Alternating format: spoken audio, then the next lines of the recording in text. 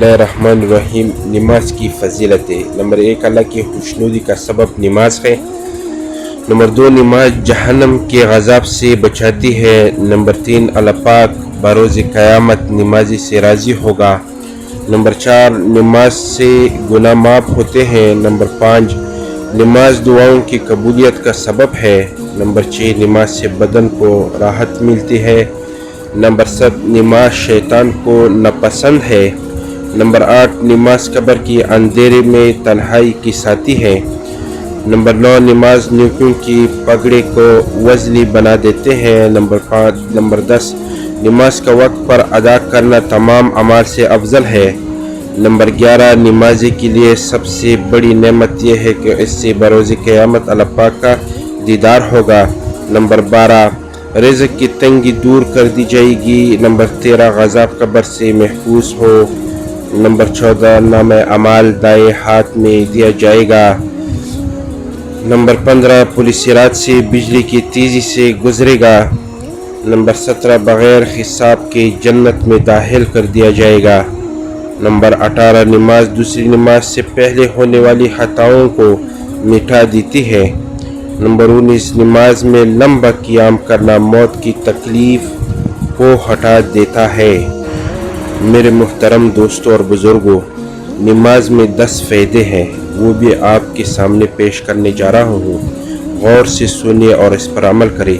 चेहरे की रुनियत। नंबर 2, दिल का नूर। नंबर 3, जिस्म की राहत। नंबर 4, कब्र में साथी। नंबर 5, नज़ुल रहमत का ज़रिया। नंबर 6, जन्नत की चाबी। नंबर 7, मीज़ान हिसाब का वज़न। नंबर 8, अल्लाह ताला की रज़ा। नंबर 9, जन्नत की कीमत। नंबर 10, आग से बचाने का ज़रिया। मेरे मुहतरम दोस्तों और बुज़ुर्गों, नमाज के बारे में कुछ हदीस आपके सामने पेश कर रहा हूँ। जब तुम नमाज नहीं पढ़ते तो ये मत सोचो कि वक्त नहीं मिला, बल्कि ये सोचो कि तुमसे ऐसे कौन सी खता हुई कि अल्लाह ने तुम्हें अपने सामने खड़ा करना भी पसंद नहीं किया। दूसरी हदीस ये है कि जहाँ नमाज पढ़ो इस जगह थोड़ी देर बैठ जाओ ताकि बदन के तमाम हिस्सों में सुकून पैदा हो जाए। फिर नमाज के लिए खड़े हो जाओ इस तरह कि ये ख्याल करो कि काबा तुम्हारे सामने, पुलिस सिरात तुम्हारे पाँव के नीचे, जन्नत तुम्हारी सीधे हाथ की तरफ, जहन्नम तुम्हारी उल्टी तरफ और मौत का फरिश्ता तुम्हारी पीछे खड़ा है। और समझो कि ये तुम्हारी आखिरी नमाज है। फजूल ख्यालात से निजात मिलेगी। अल्लाह नेकी की बात पिलाने वाले को जज़ाए खैर अता फरमाए। मेरे मुहतरम दोस्तों और बुज़ुर्गों, हमें ज़िंदगी में क्या क्या चीज़ें ज़्यादा से ज़्यादा नहीं करनी पड़ेगी। जब दुआ मांगना कम करेंगे तो मसाइब नाजिल होंगे। जब सदक़ात देना छोड़ देंगे तो बीमारियां बढ़ेगी। जब ज़कात बंद करेंगे तो मवेशी हलाक होंगे। जब बादशाह जालिम जुल्म करेंगे तो बारिशें रोक ली जाएगी।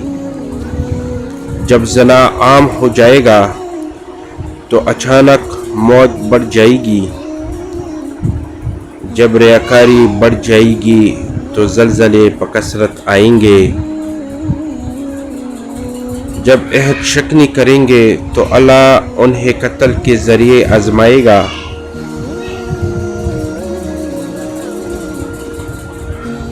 जब हाकिम खुदावंदी के खिलाफ फैसले होंगे तो इन पर इनकी दुश्मनों का गलबा हो जाएगा।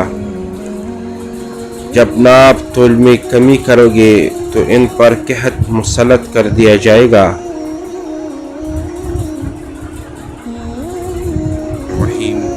मेरे मुहतरम दोस्तों और बुज़ुर्गों, अल्लाह रब्बुल इज़्ज़त ने हमारी और आपकी कामयाबी दीन में रखी है।